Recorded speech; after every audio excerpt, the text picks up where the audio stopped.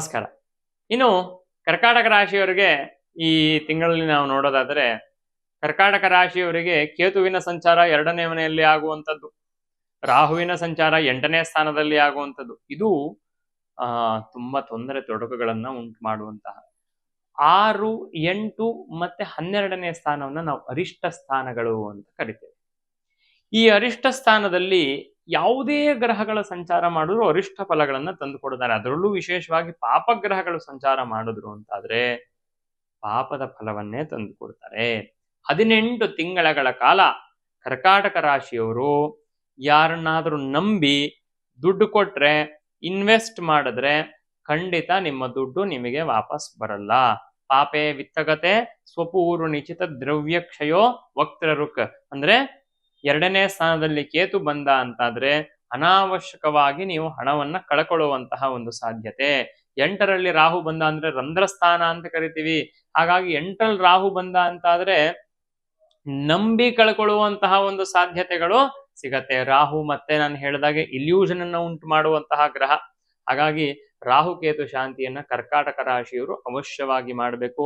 ಯಾವುದೇ ರೀತಿಯಾಗಿರುವಂತಹ ಇನ್ವೆಸ್ಟ್ಮೆಂಟ್ ಆಗಿರ್ಬೇಕು ಅಥವಾ ಬಿಸ್ನೆಸ್ ಕೈ ಹಾಕೋದು, ಯಾರ್ದಾದ್ರು ಪಾರ್ಟ್ನರ್ಶಿಪ್ ಅನ್ನ ಮಾಡುವಂಥದ್ದು, ಇದನ್ನ ತುಂಬಾ ಎಚ್ಚರಿಕೆಯಿಂದ ನಿಗಾ ವಹಿಸಿ ಮುಂದೆ ಹೋಗಬೇಕು. ಇಲ್ಲ ಅಂತಂದ್ರೆ ಆರ್ಥಿಕವಾಗಿರುವಂತಹ ನಷ್ಟ ಇತ್ಯಾದಿಗಳು ಅನ್ನುವಂಥದ್ದು ಅನುಭವಿಸ್ತೀರಾ.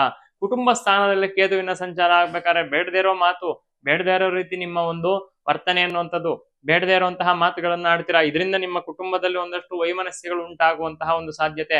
12ರಲ್ಲಿ ಗುರುವಿನ ಸಂಚಾರ ಆಗ್ತಾ ಇರೋದ್ರಿಂದ 12ನೇ ಸ್ಥಾನ ಪತನಂ ನಿಲಯಂ ವಾಮಂಬಕೆ ಅಂತ ಹೇಳೋ ರೀತಿಯಲ್ಲಿ ಬ್ಯಾಕ್ ಸಪೋರ್ಟ್ ಇರುತ್ತೆ ನಿಮ್ಗೆ. ಅಂದ್ರೆ ನೀವೇನೇ ತೊಂದರೆ ಆದ್ರೂ ಕೂಡ ಪೂರ್ತಿಯಾಗಿ ಕೆಳಗಡೆ ಬೀಳುವಂತಹ ಒಂದು ಸಾಧ್ಯತೆ ಇಲ್ಲ. ಯಾಕಂದ್ರೆ ಗುರು ನಿಮಗೆ ಬೆನ್ನಿನಲ್ಲಿ ಬೆನ್ನು ಬಲವಾಗಿ ಇದ್ದಾನೆ. ಇದಕ್ಕೆ ಅರ್ಧವಾಗಿ ಒಂದು ಕರ್ತರಿ ಯೋಗ ಅಂದ್ರೆ ಮುಂದೆ ಕೇತು ಇರೋದ್ರಿಂದ ನಿಮಗೆ ಎಲ್ಲೋ ಒಂದಷ್ಟು ತೊಂದರೆಗಳು ಅನ್ನುವಂಥದ್ದು ಸಿಗತ್ತೆ. ಗುರುವಿನ ಸಪೋರ್ಟ್ ಇರುತ್ತೆ, ಆದ್ರೆ ಗುರು ಪೂರ್ಣವಾಗಿ ಅನುಗ್ರಹ ಮಾಡುವಂತವನಲ್ಲ. ಗುರುಬಲ ಇಲ್ಲ, ಶನಿನೂ ಕೂಡ ಅಷ್ಟು ಚೆನ್ನಾಗಿದ್ದಾನೆ ಅಂತ ಹೇಳುವಂತಹ ಒಂದು ಸ್ಥಾನದಲ್ಲಿ ಶನಿ ಇಲ್ಲ. ರಾಹುಕೇತುಗಳು ಚೆನ್ನಾಗಿಲ್ಲ. ಕರ್ಕಾಟಕ ರಾಶಿಯವರು ಸ್ವಲ್ಪ ಎಚ್ಚರಿಕೆಯಿಂದ ಇರಿ. ಶನಿಯ ಒಂದು ಅಷ್ಟಮ ಶನಿಯ ಬಾಧೆಯನ್ನ ಅನುಭವಿಸಿ ಹೊರಗಡೆ ಬಂದಿದ್ದೀರಾ. ಅದೇ ಅಷ್ಟಮ ಸ್ಥಾನಕ್ಕೆ ರಾಹು ಬರ್ತಾ ಇದ್ದಾನೆ. ಶನಿ ಏನು ಅಂತಂದ್ರೆ ಕರ್ಮಕ್ಕೆ ಮಾತ್ರ ಫಲವನ್ನ ಕೊಡ್ತಾನೆ, ಯಾಮಾರಿಸುವಂತಹ ಒಂದು ಕೆಲಸವನ್ನ ರಾಹು ಮಾಡ್ತಾನೆ. ಅಂದ್ರೆ ಶನಿ ಮುಂದೆ ನಿಂತ್ಕೊಂಡು ಯುದ್ಧ ಮಾಡ್ತಾನೆ, ರಾಹು ವಾಸ್ತವವಾಗಿ ಹೇಳಬೇಕು ಅಂದ್ರೆ ಬೆನ್ನಿನ ಹಿಂದೆ ನಮಗೆ ಯುದ್ಧವನ್ನ ಮಾಡುವಂತಹ ಒಂದು ಸ್ವಭಾವ ರಾಹುಂದು.